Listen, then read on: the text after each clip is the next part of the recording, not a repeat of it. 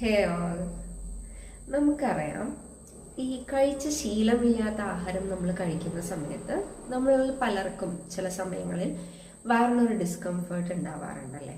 ചിലപ്പോൾ അത് ഡിസെൻട്രി ആവാം, ഡയറിയ, അങ്ങനെ പല പേരുകളിലായിട്ട് അത് അറിയപ്പെടാറുണ്ട്.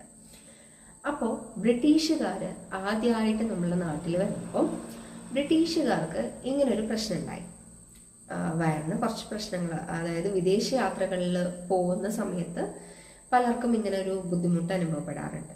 സോ ആ വിദേശ യാത്ര ചെയ്ത് വന്ന അവർക്കും അങ്ങനെ ഒരു ഡിസ്കംഫേർട്ട് ഉണ്ടായി. അപ്പോൾ അവരതിനൊരു പേരിട്ടു. എന്താന്ന് ഗസ് ചെയ്യാവോ? അതിൻ്റെ പേരാണ് ഗാന്ധീസ് റിവെഞ്ച്. ബ്രിട്ടീഷുകാർ അതിനെ പറഞ്ഞ പേരാണ് ഗാന്ധീസ് റിവെഞ്ച്. അതായത് ഗാന്ധിജി അവരോട് പ്രതികാരം ചെയ്തു എന്നുള്ളൊരു മെൻറ്റാലിറ്റിയോട് കൂടിയിട്ടാണ് അവരത് ആ ഒരു പേരിട്ടിരിക്കുന്നത്. അത് ആക്ച്വലി അവർ തമ്മിൽ സംസാരിക്കുമ്പോൾ മാത്രമേ അവരത് യൂസ് ചെയ്യാറുള്ളൂ എന്നാണ് പറയപ്പെടുന്നത്.